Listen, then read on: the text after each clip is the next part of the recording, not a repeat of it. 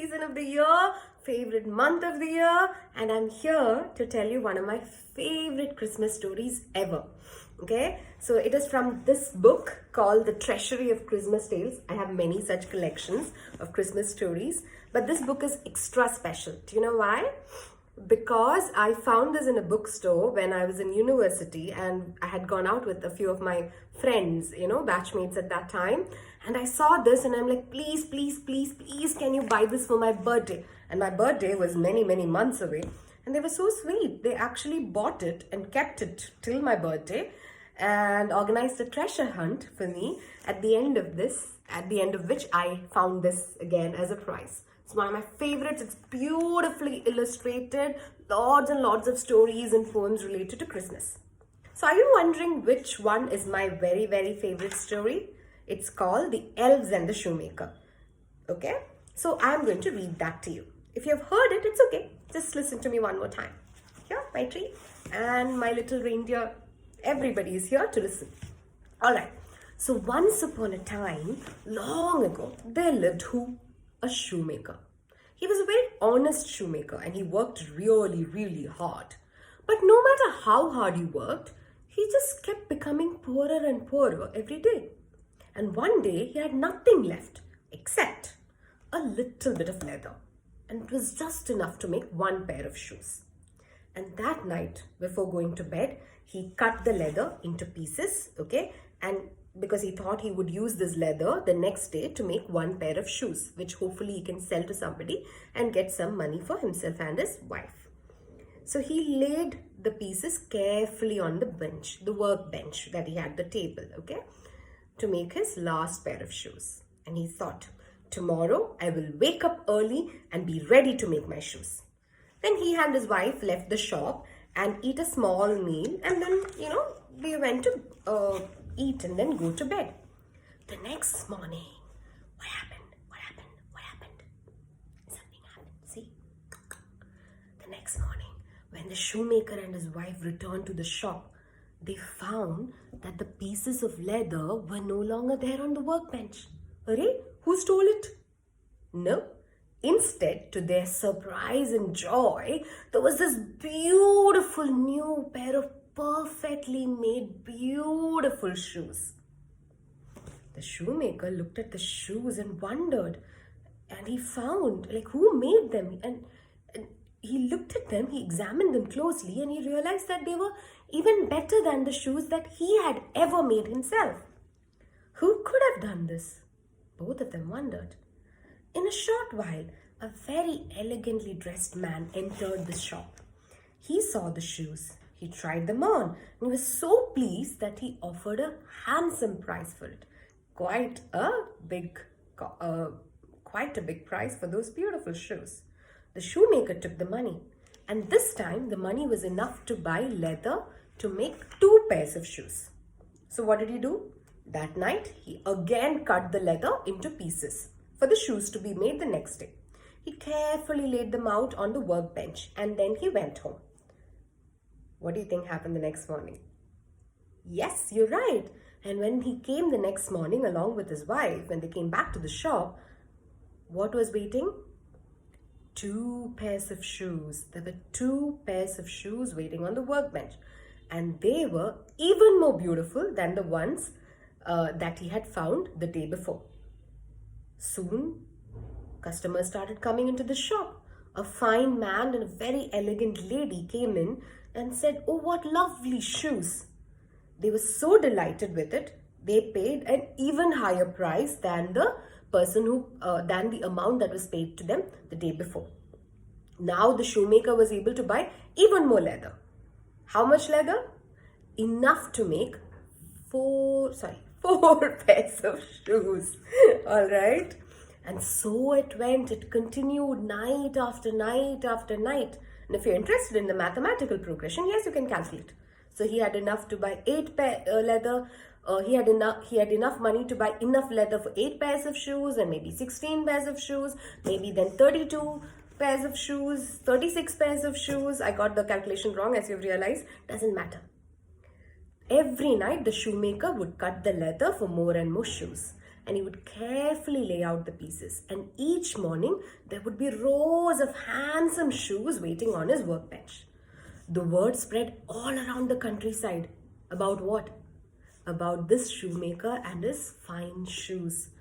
People from all over the countryside began to come into his shop to see, okay, what kind of shoes are they? What is so special about these shoes that you cannot find them anywhere else in the country, okay? And they came to buy shoes at his shop.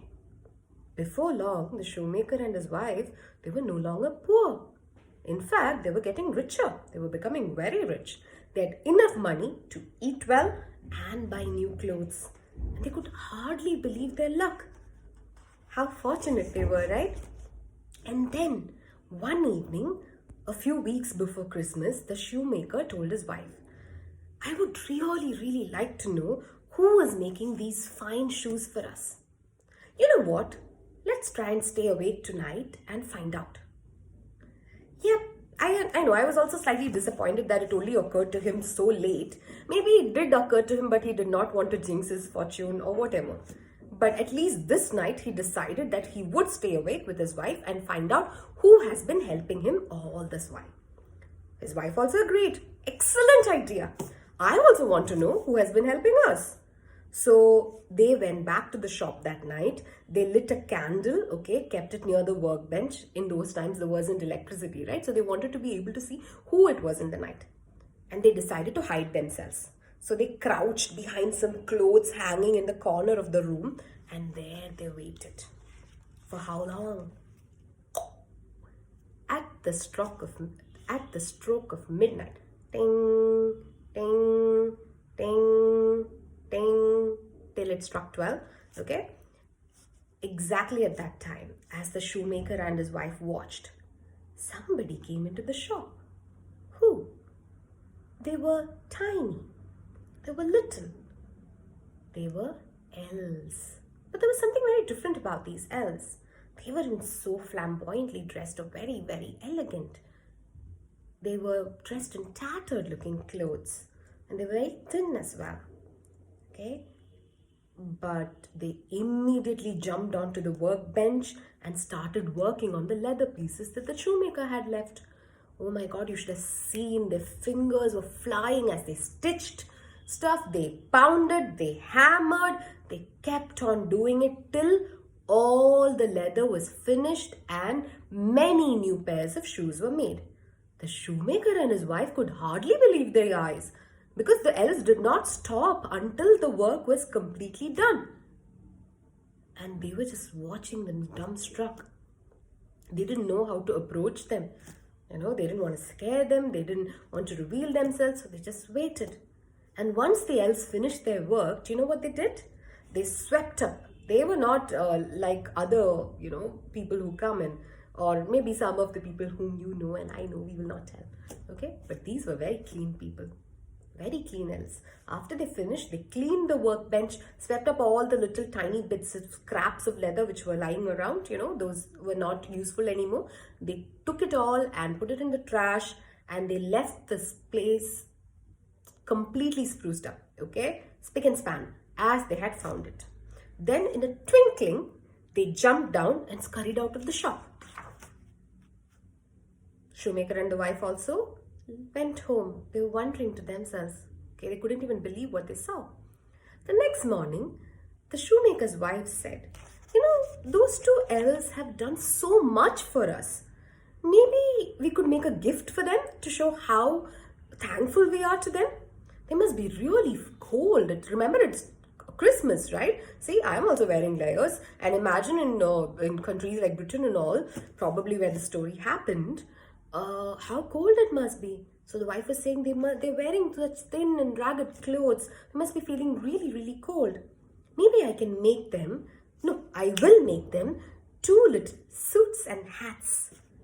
Could you maybe make 2 pairs of tiny boots for them? Of course, said the shoemaker. So they started working on the set of clothes for the elves. The wife took some beautiful, handsome looking green piece of wool, okay? Green piece of wool, and she made 2 fine looking coats. Then she sewed up 2 shirts of the finest, sweet, softest cloth. She also made 2 little hats, and she put trimmings also. What did she decorate the hats with? She put 1 jaunty feather, like old MacDonald had a hat. Yeah, yeah. Okay, no, let's not digress. So she put a feather, okay, to decorate the hats as well. And then she knitted 2 pairs of warm stockings for them to cover their legs. And to top it all, the shoemaker made 2 pairs of little boots. And that night, instead of the pieces of leather, what did they keep on the workbench? All of these gifts from them. And they waited, again in hiding. At midnight, sure enough, who came? The 2 little elves came skipping into the shop. Okay, they were not sad hunting. They were so happy to come and work, ready for work. They looked at the workbench, obviously expecting to see fine, pieces of leather, which they should make into shoes. But what did they find? They found those beautiful clothes for their own size. They were puzzled. Then their surprise turned into delight. Oh my God, it's so pretty. Is this for us? They quickly began to dress themselves in the suits, the little hats, the shirts, and the stockings and the boots. And as they put on their clothes, they were so happy, right? So they started to dance a lively jig. So they hopped about and they clapped their hands with glee, and then they began to sing. Now we are jaunty gentlemen, why should we ever work again? Maybe that's not a rule you and I should follow, but they were just so glad to be dressed in those fine clothes. And as soon as they were dressed, they started dancing faster and faster and faster. They hopped and laughed and sang until at last they twirled right out of the door of the shop. The shoemaker and his wife watched them, through the window, going down this snow-covered, moonlit road, and they were still dancing away. They smiled, and the shoemaker said, I doubt we would ever see them again. I wonder whether we would ever see them again. And the wife said, perhaps not.